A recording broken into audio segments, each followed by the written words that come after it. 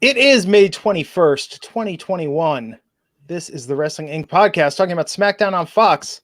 I'm Glenn Rubenstein, joined by Alfred Konuwa and NYC Demon Diva, Issa. So good to see you both. A pleasant SmackDown tonight. Very pleasant. It was a great show, I felt.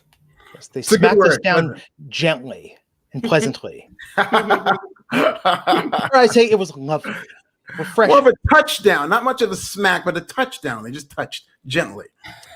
I mean, it was nice. I like how they opened with the Parade of Champions. I like the way that they then kind of use that to be like, yeah, but Roman's on this whole other level. Yeah, that was really funny.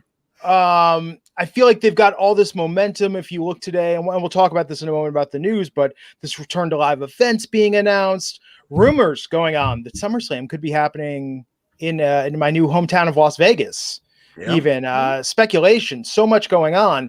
Isn't it strange if you think about where we were a month ago? Still feeling very much in this pandemic optimistic, and Issa and I were talking about this off the air. Amazing how people are just itching. It's like let's just bring it back. Let's get back to normal as soon as possible. And who knows? We could be on the precipice of some semblancy of normal life. Right, we're getting there. And I felt like that announcement felt like we're finally starting to get back to somewhat normal.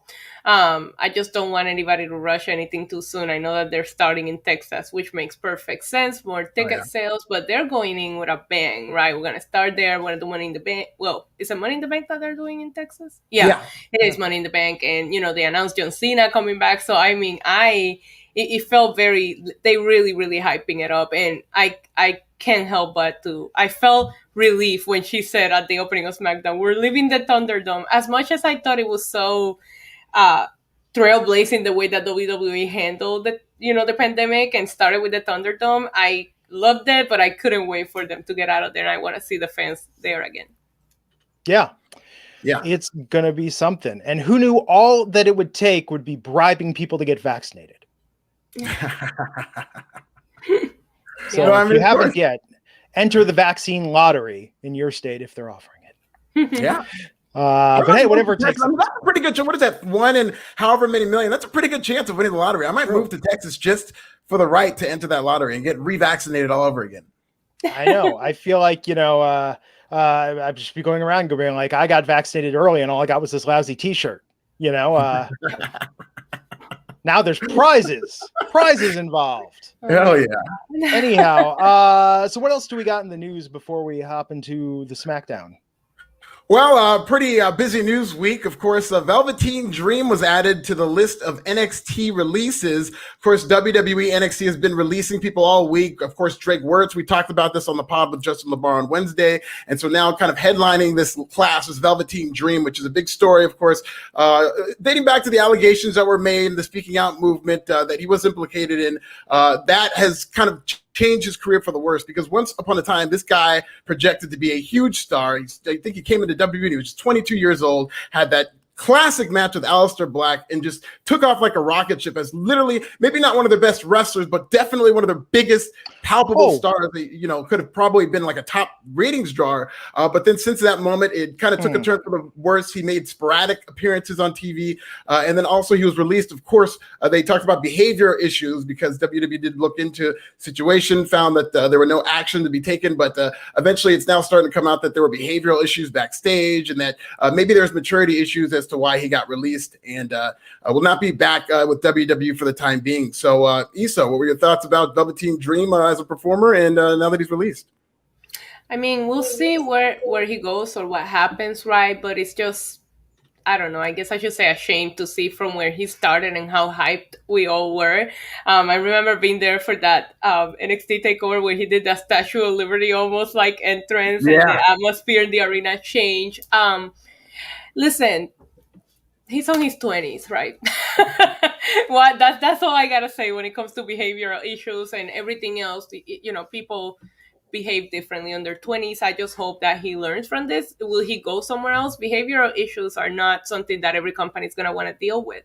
So, we'll see where it goes. But I do remember the hype around him. And it's a shame, to be honest with you. Everything that came to light after that, just a disappointment, because I felt like he really could have been something. And that's the thing. Regardless of how you feel now or what you think about the last year, I guarantee you he was everybody's top 5 favorite wrestlers. At one point, Sure. right? At one point. Yeah. Yeah, and when he came out with the "Call Me Up" Vince tights, and I remember when he did the Hulk Hogan kind of look alike. He did a Macho Man one too, I believe. Listen, in the beginning, he felt like he could do no wrong, and then everything went wrong. I don't know how everything happened, but it happened, and he's a champ. He was such an amazing performer. And you look at NXT, and I know we rave about the show every week, and it is a good wrestling show. I enjoy it, but it's just not connecting ratings-wise in terms of with the mainstream audience and the 18 to 49 demo. The numbers have been very weak. They've settled into like a 700,000 range, which is way off of what I thought they would do unopposed. So the interest is not there for NXT right now. And a guy like Velveteen Dream at his peak, of course, when he was really lighting the world on fire, that's the type of presence they need. They need somebody who seems larger than life to bring a star presence to that show. And I mean, he would have done it if, God forbid, if he would have taken the right track or if certain things went his way. Maybe he'd be able to do something. Wasn't he in a car accident? That's why he was. There's a lot of bizarre stories were happening with Velveteen Dream throughout the pandemic that kind of derailed him. And, I've got a lot of strong opinions about this that I've been fighting with people on Twitter all day, but we don't have to get into that. It's just the point is, like, I just hope for the best for everybody. I don't root for anybody's downfall. And I really hope that we live in a universe where everything plays out and he's able to get some employment as long as he's able to clear his name, really. Yeah, and I think that's the thing. Just so people know, it's like we don't want to get into speculation or anything that's unfounded or substantiated. So, this is what we know as of right now, and we're here to bring you the news. What else has happened in the last couple in New Japan Pro Wrestling, Will Ospreay has vacated the IWGP heavyweight title. And I mean, New Japan Pro Wrestling is going through it right now because they just had Kota Ibushi had to kind of drop the title due to injury. Naito's banged up. Pretty much everybody in New Japan right now has a really serious injury they're dealing with. Also, Japan is not dealing with COVID very well right now in terms of vaccinations. It's a very low vaccination rate. So they're still having outbreaks. They're still having a lot of American wrestlers having to stay home and quarantine. And they're getting very frustrated. So now this is just another kind of domino to fall where their world champion, Will Ospreay, who's been one of their top stars for years now, just kind of his whole career has been leading to this moment. And he finally has a moment and his neck has now given him problems. So now he's going to have to vacate this championship. So what do you guys think about Will Ospreay having to vacate this title? I am never a fan of injuries, let alone having to vacate a title because of it. I do have a feeling that it must be serious because I'm starting to think that short-term injuries, companies are just working around them given the circumstance. So this has to be something that's going to take him out for a while. It's a shame. And listen, I hope he gets better soon. And I hope that New Japan can just get back on his feet because Alfred said, he feel like one thing went wrong and it's just being a snowball effect from there with more news and more news to this extreme. And I do know that Japan is not doing very well when it comes to this COVID stuff at this point. But when it comes to him, I just hope he gets better. He's so talented and I hope he can come back, better than ever. Yeah, absolutely. Absolutely. And to be injured under these circumstances has got to be very frustrating. I mean, this is what people work their entire lives for. And to have it hit you, then it's tough. Justin Lopez, $4.99, saying, I'm hyped for the new SummerSlam is going to be in Vegas, and it's rumored to be held at the Death Star of all things. I'm so going. I really want to check out that stadium. That stadium looks awesome. I've been to Vegas a couple of times this past year, and when I drive by that stadium, it looks so cool. I want to go back. I want to go inside of it. Yeah. Same. Absolutely. I'm not reading the name. I know the trick with this name. They tried to get me the other night too. $2.99. Live crowds might actually watch Raw now. I mean, Raw needs it, man. Raw suffered a lot. Pro wrestling just needs crowds. It's just such a necessary part to wrestling to have actual people there reacting to it. Do you guys think that the live crowds might get them to change the horrible creative going on right now when they hear the reactions that we have towards certain people? Because right now they're piping the reactions they want. So I really want to know if maybe they'll go in a different direction once we see some fans really give them a piece of their mind, because people will probably boo the building of the roof of the building right now with the Monday Night Raws that they're booking. Or maybe they're at a standstill until they go back in the run. Hopefully, listen, that was stupid of me to think hopefully, but I was thinking maybe hopefully when they get back in the row, we'll get some good Raws, but no, I'm not even going to say that.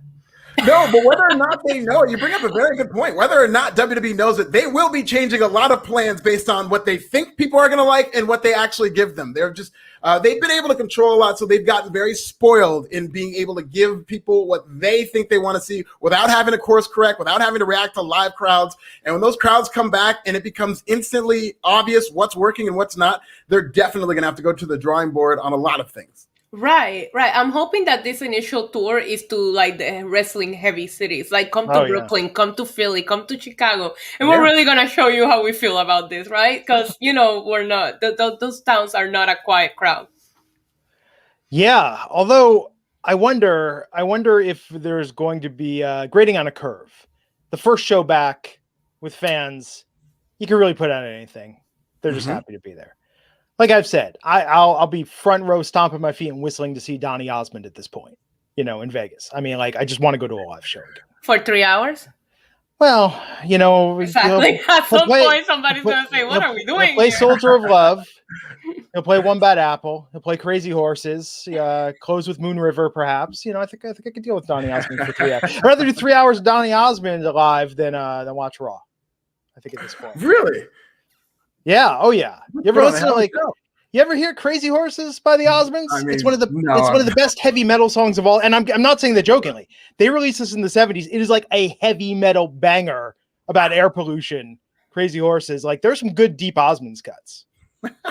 Does Donny Osmond do stage dives and like get the crowd carry him around and stuff like that? I mean, women are like throwing and some men throwing things at the stage. I mean, it's a pretty live, hyped environment there. So who knows? We'll see.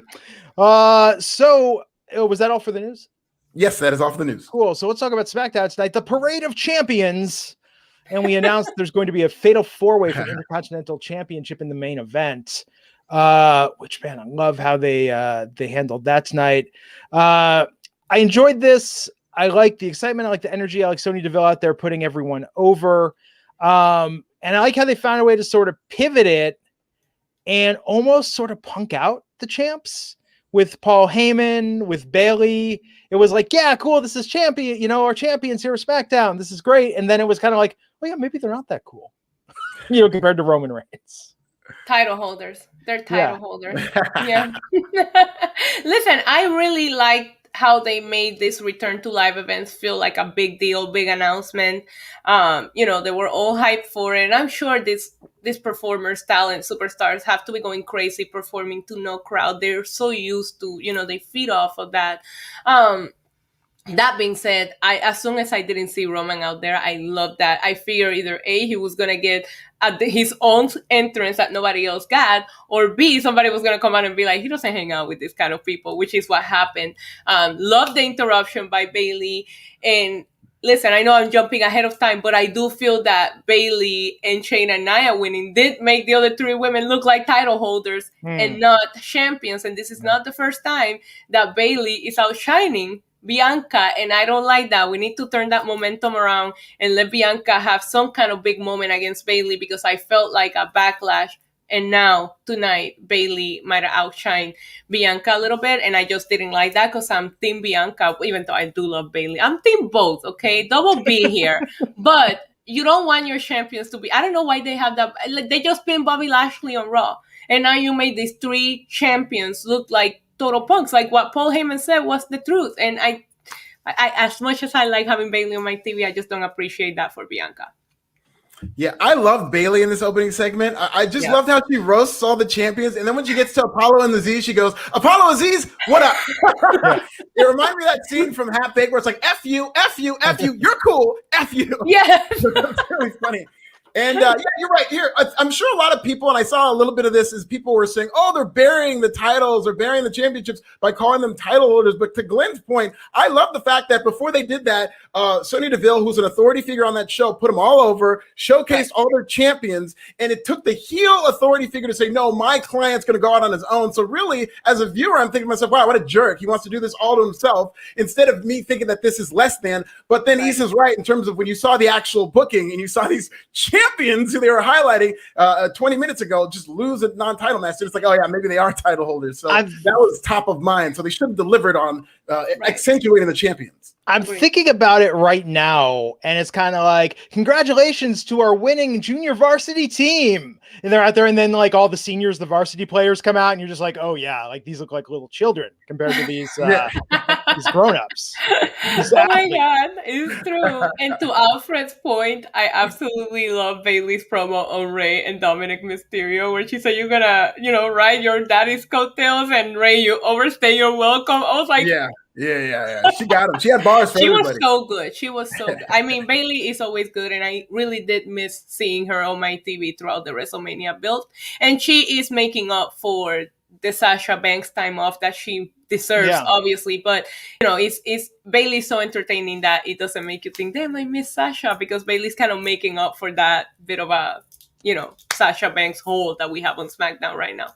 It's interesting. Now, granted, I've missed a couple of episodes, but I feel like I love all of these performers. But let me get both of your takes on this. How do you think they've booked Bianca as a character and built her character since she's been champion?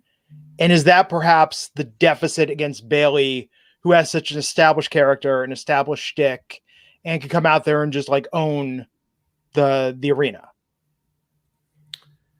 Well, I think the Bianca Belair character has stalled a little bit since she's won the championship, because I thought they did an excellent job building her up. She had an excellent WrestleMania win, but Absolutely. It's kind of naturally where it's like a reset. Now we're at the beginning of a new season, so we're now getting back into this champion version of Bianca. And what I think she hasn't found yet, even though her and Bailey have pretty good chemistry and they've got this good rivalry, but I think she needs like a Sasha Banks level rival in terms of in the ring, but somebody who she could tell a good story with as well. She hasn't had that alpha rival that can like kind of match her, that storytelling wise, to where they can get us into the story. Because as talented as both these women are, they haven't really told us much of a story about Bailey and Bianca Belair. The story really is just Bailey laughing her off and thinking that she's a rookie, and they got to do better than that. So Bianca, I think, as much as she's good, she's only going to be as good as her opponent, and she needs an opponent who can tell a story with her that I can believe in. Yeah, I agree with you, Alfred. I felt like up until WrestleMania, she was built very well, right? The rookie, and then she beat Bailey to prove that she belongs here, and now she beat Sasha to prove that, yes, I am here, I'm not a rookie anymore, right? After that, I do feel like it stalled a little bit, and it's probably because she's feuding with Bailey, and it's a feud that we've seen before, which I pointed out in the past. They need to give it a different take. I will say that tonight, for a second, when I saw Shayna Baszler come out and attack her before I saw Nia Jax, I thought that maybe Bailey has signed some kind of deal with Shayna, and I was like, that would be great, because I want to see Bianca against some new opponents. I don't want to see her against Sasha or Bailey anymore. Yeah. So for a second there, I popped. I was like, I would like to see that kind of rivalry that will really build Bianca's character up and as a babyface, but it ended up being your typical 6-woman tag match. But listen, I would like to see Bianca work with somebody that's not Bailey or Sasha, so she feels like the bigger star. Yeah, I think they could have given Bianca a little more talking in this tonight, just to say something, giving her some time when she got in the ring to confront Bailey. I feel like they could have given Bianca something really, of substance before she got attacked and it turned into the 6-woman tag. Yeah. Natalya, Tamina, and Bianca Belair versus Nia Jax, Shayna Baszler, and Bailey. 6-woman tag. What did you think of this match, Issa? I liked it. I don't like champions getting pinned, but there was a couple of spots in this match that I really, really appreciated. I really love when Bianca was flipping and Bailey grabbed her and did the Bailey to Bailey outside of the ring, that Bianca was actually still selling after the bell rang. I appreciated that attention to detail. I didn't like her selling it because I was like, you're my champion. I thought it was a great, those are some talented women in the ring, and just really want to see. I get it. You got to start the show, and it always starts this way, right? And just like over these feuds, they feel so repetitive. And while the action was great in the ring, we've seen all of these feud with each other for so long. Now, Tamina and Natalya just won the tag titles, but they did wrestle Nia and Shayna for a long time before they got there. So it feels a little bit repetitive. But in ring action, I thought it was good. Alfred? Yeah, I thought Bianca Belair was phenomenal in this match selling. She really got me with that knee. She was very specific in how she sold it, where she's trying to bang life into it. And she did a good job really kind of selling that, like a babyface would sell. So I thought that was good. I just don't like WWE is just getting way too comfortable beating these tag champions. Like these champions and Tamina and Natalya, these titles need a real champion. I don't think they've ever had any. Oh, since Sasha Banks and Bayley, of course, they've never really had really dominant champions who can kind of carry that type of torch. It needs to be rebuilt. And they were on their way to something with Tamina and Natalya, with the story they're telling with them winning, being dominant leading up to it. But now it's just like, okay, Tamina and Natalya got over, they won, so now we can beat them. And that's just going to bring everything back to the mediocre. So, I wasn't a fan of them getting beaten like that, but, it was fine.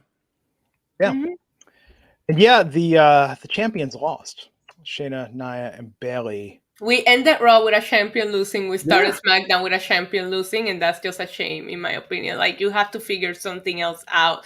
Not a DQ or a distraction either. Like, just have them wrestle somebody else and let them get a couple of wins. That's all. I don't like champions getting pinned. Yeah. Or title holders in this case. I mean, with so much TV time, I don't know why they always feel the need to do that. Not to compare to AEW all the time, but AEW does it well to where their champions don't lose. You have to fight for the right to get to the champion, and that's usually in the form of an eliminator where the champion clearly wins. And so the champions have looked as dominant to where by the pay-per-view, if somebody wins that title, it means more. And WWE goes the other way where they just kind of use that championship as a reason to beat people, which I don't think is the way to go. Because AEW is ending their feuds at the big match, right? Or at the pay-per-view, to where WWE is just a continuation of the same feuds for both brands in this case. And, I personally felt we were getting somewhere with the tag titles with Nia and Shayna until they put Reginald with them. I was liking the whole, we don't like each other, but we're going to unite our forces to kind of like take on this. And then they started kind of getting along. I kind of got cold on that team when they added Reginald to it, because it just started becoming more of a comedy backstage than these two, especially Shayna. I'm a big fan of Shayna Baszler, and it's just like, she shouldn't be involved in comedy storylines sitting at a store watching Nia be a sugar mama. This is Shayna freaking Baszler, So that's when it went cold for me. But if you think about it, they held the title for quite a bit, so we were getting somewhere with that. Now let's do it with Natalya and Tamina, because I like the veterans that were, never really taken seriously, but losing on TV, that's why you weren't taken seriously. Yeah. So we got some great promos tonight ahead of the Fatal 4-Way for the Intercontinental Championship, starting with Big E. Alfred, what did you think of this one? I love this. I loved how they built this matchup. I love that they gave it a lot of time. They really, for an Intercontinental Championship to main event this show, it really did feel like a very important title. So this is how you book the champions, and that this championship felt like the biggest deal on the show. It really did. So I really liked the Kevin Owens promo. Was really good. He's always good on promos, but I thought this was especially good. And I loved Big E's promo. I thought that was, I could have done without he got really hype and positive at the end, but he started out all angry. But I really liked that promo. So I thought these were well done. Yeah, what was your favorite tonight of the four, Issa? Kevin Owens. Yeah. Kevin Owens. Yeah. I did pop for Sami Zayn a little bit when he was like, I know what you're trying to do. Sami Zayn we just don't deserve him. But Big E was great. I do like how he starts a little bit like angry and then gets positive, because I always get that vibe from Big E that you want to be friends with him, but you also don't want to mess with him, or you don't want to do him wrong, and he always brings that vibe overall. So I always enjoy Big E on the mic. He just makes me happy, but at the same time, when he gets serious, you take him seriously. Yeah. Terry Allen Jr., $2.40, saying the SmackDown women's division is shallow. Yeah, it doesn't feel like they're really showcasing that. I mean, I think there's more of it than they're showing us, right? Both brands. Yeah, I mean, but in terms of people who are featured, the rotation they keep is very, very thin. And I mean, we watch NXT, and it's one woman after another who has a legit case to challenge for that title. SmackDown's not that. It's very static, where Bianca Belair is working with Bayley right now, and then whoever challenges her is going to come into her purview later. And so SmackDown, that's part of what could help Bianca Belair's title run, is to fill that division with potential challengers that she always has to fight off. Yeah, and bring up someone from NXT for have a couple of squashes, do something. They're the wealth. Yeah, women division in NXT is super stacked. We're not featuring everybody, but why not? Mm-hmm. So, newsflash: Aleister Black's really into Satan? Question mark. I mean, Tales from the Dark Father. Yes, that's what he's really been pushing, that Dark Father thing. Really into Satan. I thought it was Pazuzu. The demon from The Exorcist. Ooh. Yeah. That's what I was going for. I don't think he's full Satan yet. I'm more Pazuzu on this one. Okay, let me share this moment because you brought that up. So I'm one night in now my wife, at the time my girlfriend, her apartment, and she's asleep, and I'm at the foot of the bed, leaning over the bed on my laptop while she's sleeping, and I'm on Wikipedia. And I had seen The Exorcist, but I didn't remember a lot. And I'm reading the synopsis of The Exorcist, and it's talking about Reagan. That's the girl's name. Girl's right? name. Yes. Reagan talks about Captain Howdy, and there's a link to Captain Howdy, and I'm like, oh, Captain Howdy, what's this? No, you didn't. Yeah, and if you look at that photo that's there's a black background. I'm in the pitch dark. It looks like it's looking at me through the screen, like it's through my laptop screen. I literally jumped up out of bed, woke up my girlfriend at the time, like yelling WTF. Don't go to the Captain Howdy Wikipedia page. Go to it. Yeah. That's the first thing I'm going to do after the show. In a room with the lights off, like it'll freak your ass out. Oh my God. Also, don't for the first time watch the movie Carrie all the way through to the end with your arms dangling off the bed, just sort of, sitting there. Yeah, willy-nilly. The ending of that will not go well for you. So there you have it. Captain Howdy. That's Pazuzu. He starts at Captain Howdy when he's reading the book, but tonight he went full Pazuzu on us. Yeah. Listen, I think we know why they had to speed this thing up. The thing is, at the beginning, he goes week 4. And I'm just like, oh, God, how long are we going to be here for? Like, I'm just thinking like 2 months into the future, he's like week 31. And he's just making the same. Oh, my God. That was the biggest troll job. But like, thank God, I was so happy to see him for so many reasons. A, because we don't have to see these promos. B, because I thought it was going to be Bray Wyatt. And I was like, no, I'm not ready for this. Oh, and yeah. then when it was Aleister Black, it was like the double whammy. It was like, oh, okay, it's something new. He's gotten out with that back room and he's got something new to wrestle. So I really like that. I love that you brought that up because when he said week 4, I literally tried to see how thick the book that he's holding is because I was like, are the weeks chapters? Because we're going to be here forever. I just didn't think, okay, to be like maybe overthinking, and I know we don't want to jump, but based on what happened later, I was like, that doesn't make sense with the whole father Pazuzu storyline that you're telling us. Why go after Big E? But I'm sure we'll get there at some point. I just want to know how this connects to what he's telling us backstage, or are they just rushing to bring him back because we need him in the scene and like it's not making, you know what I mean? Like I want them to click the wings and Satan with attacking Big E. That's all. Well, I think if demons hate anything, it's positivity. Not necessarily. Really? Yeah, I call myself Demon Diva, and I'm not all negative. Oh, that's true. That's true. Touche there, demon. As a demon myself. Yes. Right? The positive diva. The positive demon. We talked about why he attacked Big E, because I believe it was you, Issa. A couple of weeks ago, we were talking about Aleister Black and who his first opponent should be.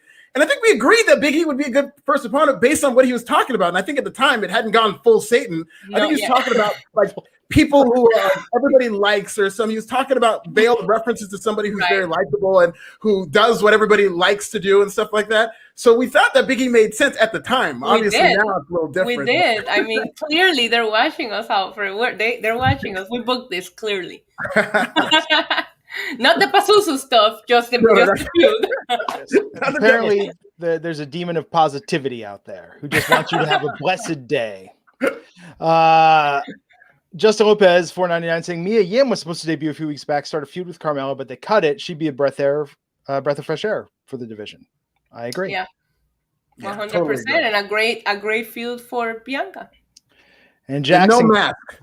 My man Jackson Callens, $4.99, saying random, but buy a blacklight flashlight. I just did. Moving to a Scorpion war zone. Good luck. Anyways, can't wait for the Uso tagging story, and we'll talk about that. Yes. No, I'm fortunate the neighborhood we're in is not like, apparently Henderson is like Scorpion City outside of Las Vegas, but like Northern Vegas supposedly isn't as bad.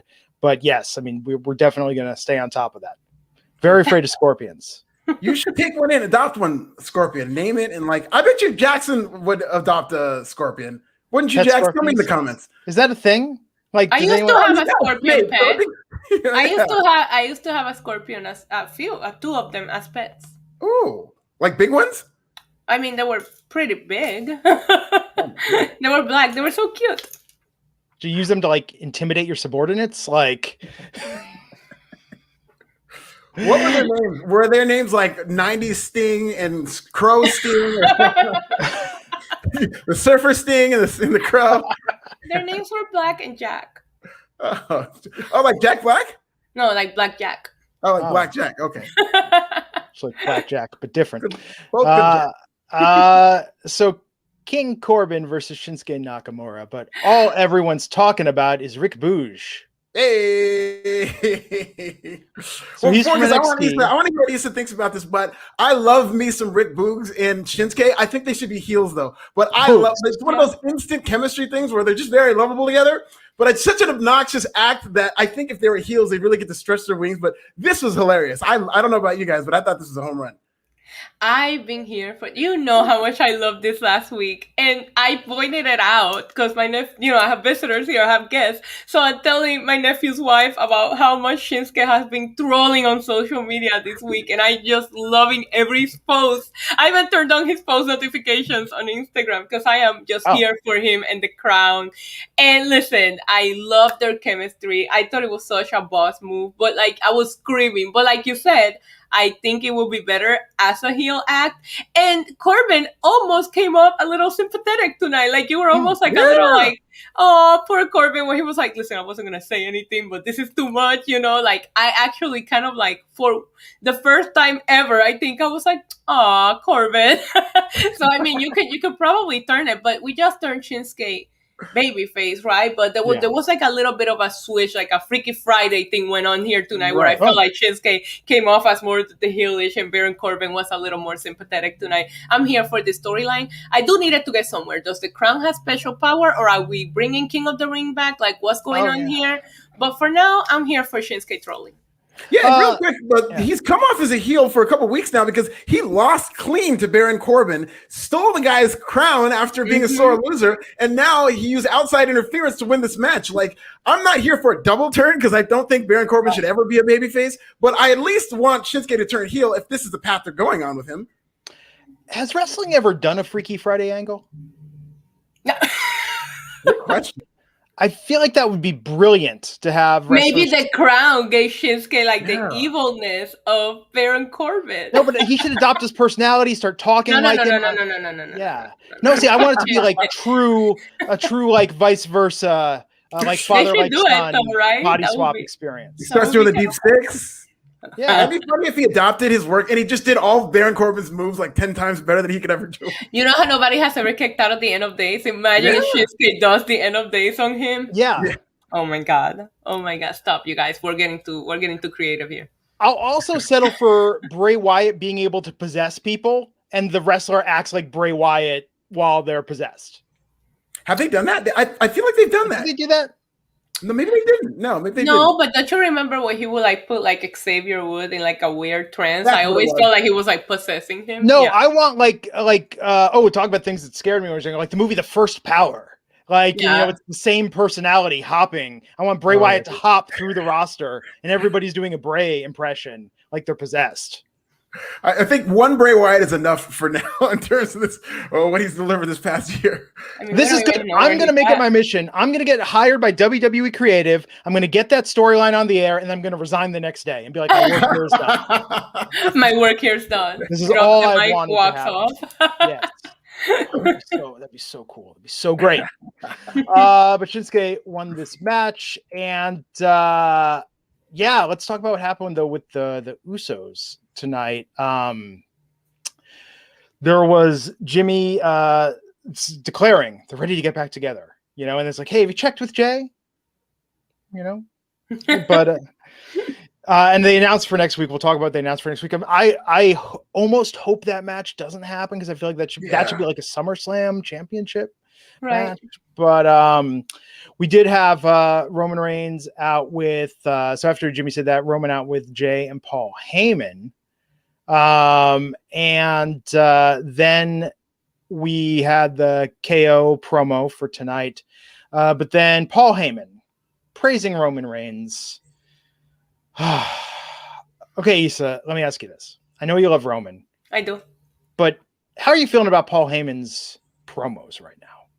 I thought thought it was good. Paul Heyman has barely been speaking for Roman, if you really think about it. Tonight was probably the most that he's spoken for Roman since he took over this character. Roman has been doing his own talking, and I thought that tonight was extremely heelish of him to say, listen, I'm a humble guy, so I'm going to let him celebrate me. Yeah. I love that line. I was here for it. But I didn't mind it because I don't think that I don't think Paul Heyman gives me the same vibe that he does with Brock, where he's speaking for Brock. Here, Roman has been doing all of his talking for himself. So tonight, it was good of him to take a break and let Paul Heyman do what he does best, because there are times that I feel like we're wasting some of Paul Heyman's promos because Roman is just killing it right now. He don't need him. So there are times that I actually feel he felt wasted, and tonight he was great. I really thought that was amazing, where he was like, I'm going to be humble so you can talk about how great I am instead of me doing it myself. I just like that this is a different Paul Heyman. He's like playing an entirely different character. He's just like a movie character to the Godfather. That's kind of like the bumbling idiot behind the scenes and kind of cowers in fear at the Godfather. He's like plays second fiddle. But then when he goes out there, he's got his chest puffed out and he's all talking. Yeah, this is my champion, and we're the champion. He's just blowing smoke whenever he does get to talk. So I really like that dichotomy. To whereas with Brock Lesnar, he was more of an advocate who was just kind of pulling the strings in the back. He's kind of like the village idiot in some ways here, but he does a good job playing off this bravado when he's in front of the camera. So I just like the combination.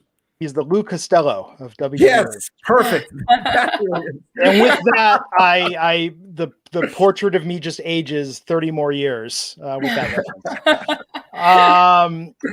But Cesaro came out and was trying to set up a match for Hell in a Cell, and then was attacked by Seth Rollins. I didn't like that. Cesaro lost clean. Roman didn't even have any outside interference. I think that Cesaro should be worrying about Seth Rollins right now. I do think they will kill it inside Hell in a Cell if we do get it, because I love their match at Backlash, but I almost feel like, why are you out? And even Roman looked at him and laughed, like, why are you out here? I felt that way, and it wasn't the Roman Reigns fanning me. It was like, you lost clean. The match was amazing, but you lost clean. Get to the back of the line. That's how it should be. Yeah, and Cesaro like taken out by medics. Yeah, he really got stretchered out, and I don't know. I think this is a pretty big feud for Cesaro, because if Seth Rollins wins, like I think he will, I mean, it's just right back to where Cesaro was, probably even worse in terms of him just being in a world title feud. And this kind of went on long after the Roman Reigns thing in terms of Cesaro, and like Seth Rollins. I like his fashion. He drips sometimes, he's hit or miss, but when he drips, he drips. And I like this floral blazer jacket, but if he's going to dress that wildly, he's always in these segments where he's beating the crap out of people. And it's very hard for me to take that seriously when he's in these. What? You don't think that beating like people? Let's go beating somebody up. No, beating people dressed up like that makes it more legit to me. Makes it more gangster. Like, come on. Especially because you don't even think he's gonna beat somebody up. You know what I mean? Because you wait for them to come out in their gear or in their. I thought Roman was gonna beat somebody up because he came out in that tracksuit looking. Tracksuit, yeah, he looked like he was trying to beat somebody up. See? I know. I'm a fan of good fashion. Like, I'm not doubting that he looks good, and I like people in suits beating. Lashley always has great suits and looks really cool when he's beating people up.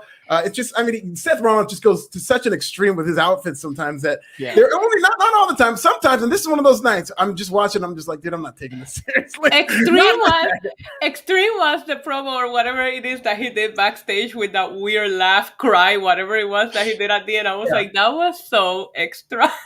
Have you seen his cameos that he's been doing for people? Like, no, but it's interesting what you said though. That so if Cesaro loses this feud to Seth, it's like his time in the sun is over. Like, I mean, it's like Crash Davis, like, that 21 greatest days of my life in the majors when I was going for the Universal title, but now I'm back here in the lower mid card, know?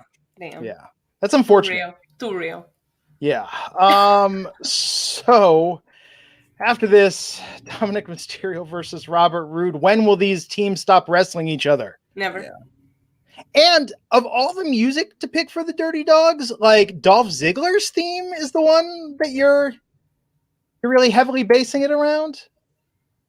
Yeah, seriously. I mean, that Glorious theme is one of the best they've had in the last 10 years. Dolph Ziggler should not come out to Glorious, though. So Glorious should be safe for Bobby Roode on his own. If we ever see him on his own again. I like when they mix two themes, like the Jiro Show theme should have been the template for everybody. I think it's lazy when they just play both of their music. Like Miz and Morrison have been together forever now, and they still play each of their music when they're coming out. They haven't come up with a Miz and Morrison theme that takes from both. I thought the Jiro Show version was the best version we've ever seen of that, and they need to do that more when two super teams come together. Mm-hmm. Agreed.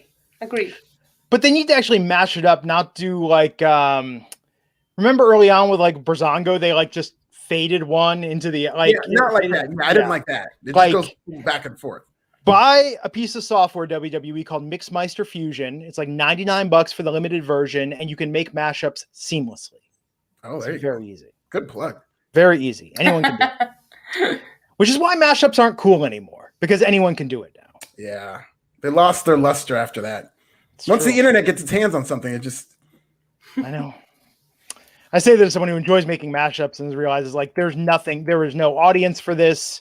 There is no earning potential for this. This is like, and no one cares. You're like, dude, I made the coolest mashup ever. It's like, literally no one cares. We've heard it all. We have heard it all. So we had a super chat. Nathaniel Cook is saying his dream booking is Roman versus Jay versus Jimmy, a triple threat for the Universal title. Great job as always, guys. Well, it would be amazing. It would be. He will stack them and pin them both. But they will count as one because they're twins. So. Oh, well, that's a good point. Maybe he will stack them and put them both. Now that I think about it. I just want to see the Usos back together. I think that's the big draw for me. As much as I love these guys individually, they're doing a good job of really teasing because it doesn't seem like they're going to be together anytime soon. There's like this friction and stuff. But they're building toward that Uso reunion, and I think it's going to be amazing if they do it right. Well, they announced the match for next week, right? Yeah, but I do not think, and even Sonya Deville nodded to it. She said, this is too big of a match to happen tonight. Let's build it up for next week. And I think next week, Jimmy's going out there by himself, and Jay's not going to help him, or he's going to do right by Roman, and it's going to lead to friction, but I do not expect the Street Profits and the Usos to be on free TV next week.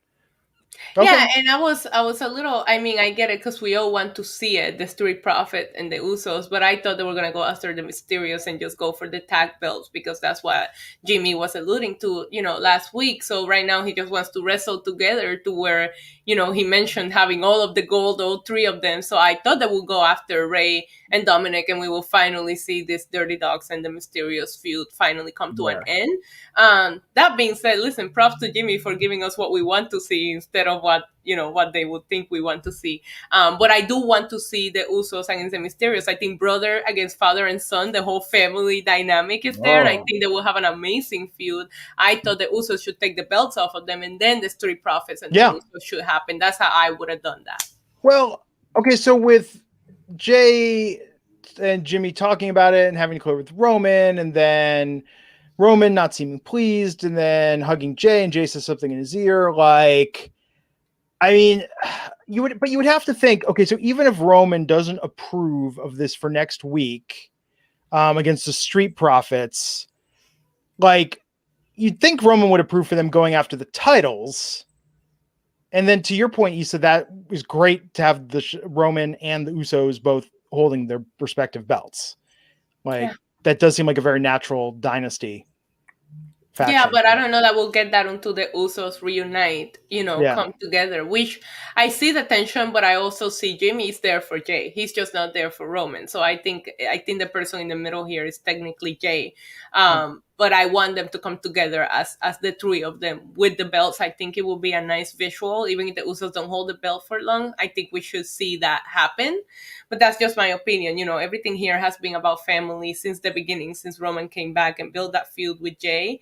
So it would just make sense. I just want to see where it goes. I think it's the most intriguing storyline going on right now is Jimmy, Jay, and Roman. So to the super chat that we just got from Nathaniel's point, that triple threat will be everything because that's where I feel the tension.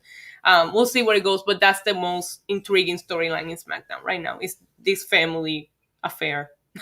And speaking from the perspective of Roman Reigns' character, you're absolutely right, Glenn, in that character should be happy to have all the gold, but it should only come on his terms because the story they're telling is that Jimmy Uso is stepping out of line to go challenge for the tag titles. He's not acknowledging Roman. He's like, screw that guy. Let's go out and do this on our own. So if they went under those pretenses, it would piss him off. The character wants to be acknowledged, and he wants to tell them when they can go for those tag team titles. And that's, I think, the source of them not getting along. And that's, I think, is what's going to play into what he whispered in the ear, which hopefully they follow up on that. I hope that's just not something that they did and they don't talk to us about it. But We'll see. So I think we can all relate. I remember the last time I made a major life decision having to ask my cousin for permission before. Yeah, we've all been there. All been there. Everyone can relate to that. Totally relatable. Sami Zayn, great promo, calling Caleb Braxton a corporate hack and a propaganda. It was great. This might have been my favorite one. I like Kevin Owens's, but this made me laugh. Yeah, I always pop for him. Everything that Sami Zayn has been doing has just been on point, and we'll see where it goes. Like, do you think the joke is going to be that we never actually see the documentary? It has to be, because I thought WrestleMania by then we'd see it, but it's even funnier to me that in a kind of like an Andy Kaufman way that they're just gently trolling us like, oh man, I've seen it, and wait until you guys see the documentary. And they just go years without us never seeing it. I would love that, actually. But the camera people are not even going around with him, which it makes sense because he showed us a trailer, so it should be done. Yeah. But based on what he's telling us, he still thinks these conspiracies are true. He should still have these people with him. But I would love that, right? Like everybody putting the documentary over and we never freaking see it. I was ready for it. I was so ready for it. I was like, put it on Peacock now. But I mean, we'll see. We'll see. I don't think it can live up to the hype at this point. It'll just be I do. Really? I don't think Sami Zayn will disappoint. Yeah. Even the trailer was good. Don't you remember the preview? Yeah, but how many great previews have we seen for movies that weren't so great in the long form? Well, how many of them has Sami Zayn been on? Oh, that's true. Jackson Callens, who my interest would have been Seth and Jay at it. Roman doesn't care until Roman gets mad. Seth is making his family look weak, beating up Jay weekly. That's interesting. Yeah. No, I feel like we have gotten... I think we're going to get to Rollins and Roman, and it's going to be amazing. I can't wait. Two of my favorites. But I still think that even though Roman is the head of the table, tribal chief, there's a mutual understanding there between him and Rollins. And that's the story that they have told us so far. When Rollins came up to him backstage last week or the week before and said, hey, what's going on? They made me look bad out there. And Roman said, I'll take care of it. We had that little tease of a stare down on Backlash, and Roman just stepped back and let Rollins do his thing. I think we're going to get there, so I don't think that Rollins is going to mess with the Usos quite yet. I think he's going to stick with Cesaro for now. And the Fatal 4-Way, our main event for the Intercontinental title, Sami Zayn versus Kevin Owens versus Big E versus Apollo Crews. And I would say the big headline being that Apollo retained after this banger of a match, but Aleister Black came out, nailed the Black Mass on Big E, dropping him, which allowed Apollo to take advantage, get that pin on Big E for the win to retain. I mean, I think this was an amazing match. Everyone got their stuff in, but I feel like Aleister coming out and, taking a shot at Big E like that really is the dominant headline, right? Yeah, 1000%. I forgot how good the Black Mask looked. Like, I was like, oh my God, I missed him. I miss seeing him in the ring. I like the eyes thing. He has like a contact in one eye. Mm-hmm. He looked great. But listen, just seeing him back in action, and we'll see where it goes. But I know we've been here for Aleister and Big E, so I can't wait for them to connect everything. Hopefully we don't get any more of these tales backstage weird possessions. Yeah, they did this at the right time, because I was so over these things. By the end of this week, I was like, man, this guy's got to debut as soon as possible. So it's good that he did it tonight. When that promo came on tonight, and granted, I've missed a couple chapters. It was like, remember when Finn Balor wanted to tell us about like Irish folktales? Yes. Yeah, when he was gonna fight Sister Abigail. Yeah, that's. And I say this as someone who grew up loving shows like Voyagers and whatnot, but in professional wrestling, like folklore, history, not always the coolest angle. Yeah. It's not. And you know what? Now that I think this angle, looking back on it, I think it would have been better if we saw because it was so well produced. If we just saw the animations and we didn't know who was behind them. And every week you got a narration of him somehow or whatnot. You just didn't know until tonight. Because I think it really kind of sullied the excitement of Aleister Black that you just saw so much of him before he finally debuted. You know what it should have been like? They should have cut it together like the commercials for Time Life Mysteries of the Unknown or something. Those were spooky, man. I don't think I've seen those. You never saw it as a kid. Those would come on. Like, again, I'm in the dark. I'm watching TV at like 11 o'clock at night. And there's things like talking about like cats being the harbingers of Satan. And like somebody like, what was it? Like a woman like burns her hand and then 3,000 miles away, like her sister feels a sharp pain in her hand at the same time. It was just like freaky stuff. Like pyramids, like, are these ancient alien symbols, means of communications with the druids? Like, this was like the freaky conspiracy, blow your mind, but also terrify you shit that we had back in the 80s. Right. I think I know what you're talking about in terms of, I think I've seen some of those commercials, but Yeah, I guess in the 70s version would have been In Search Of, narrated by Leonard Nimoy, which I'm not old enough to have watched. But there were some people that really were into that show. But no, to your point, that's how they could do these kind of vignettes. But Aleister sitting there, like between two columns, and like, I'm going to teach you about the Dark Father. Like, it's just a little that's just not cool, man. Yeah, I think if we never saw the knock on my door, Aleister maybe would have been a little bit differently. But because he was already sitting backstage saying random words and it went nowhere, it's very hard to get behind him sitting backstage saying random words again. Exactly what it was. Yeah, but now that you're saying that, I'm like, I bet you there's some talent that could just be backstage and be like, potato. Well, did it Sports remember? car. Wait. Yeah. What's their name? I forgot their name. Retribution just did that on Raw when they were like cats, dogs, tigers, really? elephants. Yeah. That's funny. I didn't see that. I haven't been watching thank Raw. God. Don't go back and watch it. Yeah, because you'd have to be pretty good to pull that off. But I bet you some people could. Some people could. And then others would be like, did they have a stroke? Like, why are they talking like this?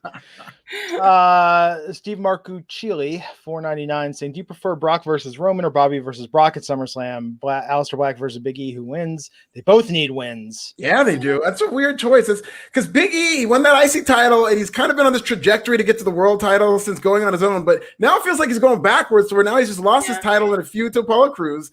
You figure he's probably going to lose to Aleister Black, who's just coming back, but who knows how they're going to book that. So Big E's now kind of circling the drain here. Big E has been the victim of the booking of they both need the win. They did it with Apollo because they turned Apollo and they booked him in that feud where they both needed the win. And because they didn't go with him, it does feel backwards, because I do think that Aleister Black will need it more.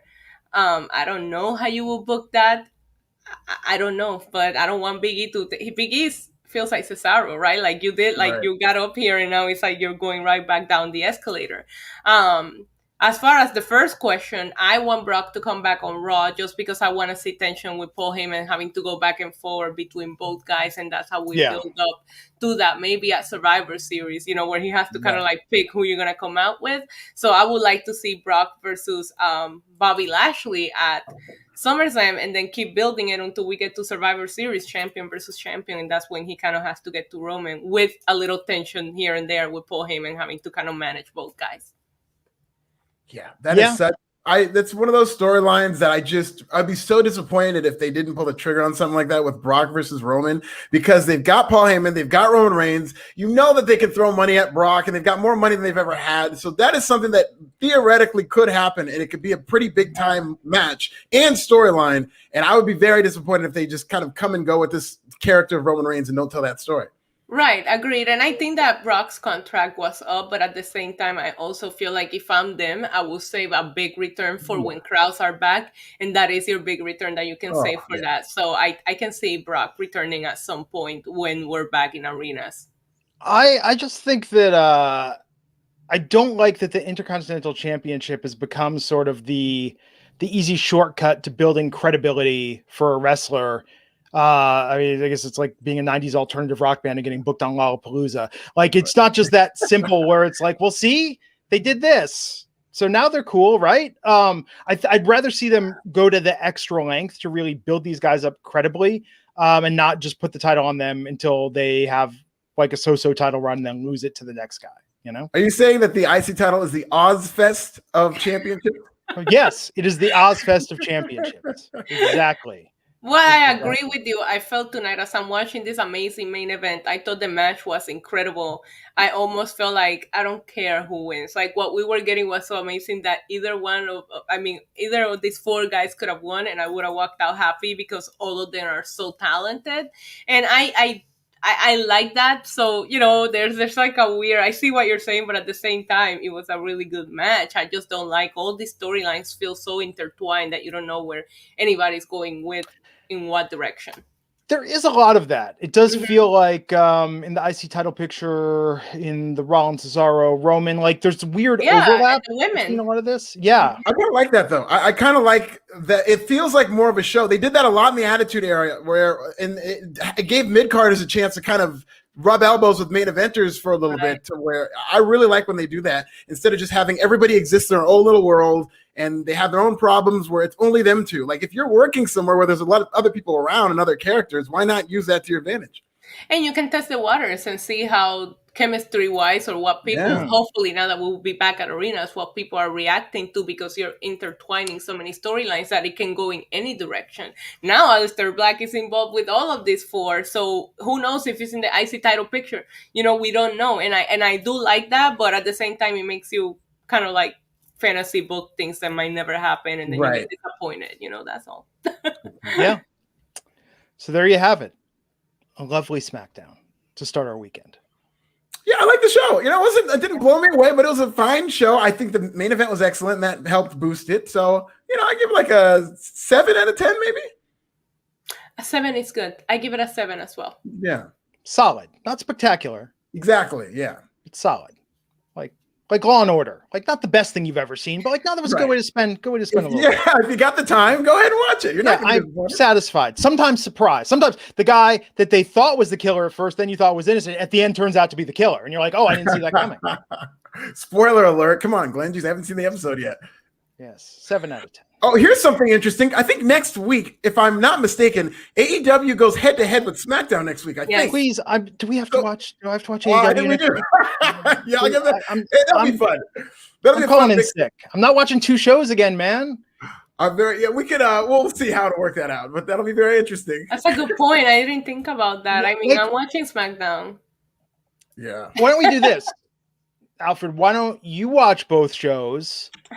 And you and Justin can come on and do AEW, and then Issa and I'll join for the second half, and we'll talk about SmackDown. Oh, we can work it out. Oh, I mean, Big Raj has got if the money's right, we'll do that. No, it's true. You better get paid double. Just kidding. No, but we'll figure out something to do. I'm actually looking. It's a weird dynamic, but it's interesting. There's going to be a lot of crazy takes on Twitter, so I'm very much looking forward to it.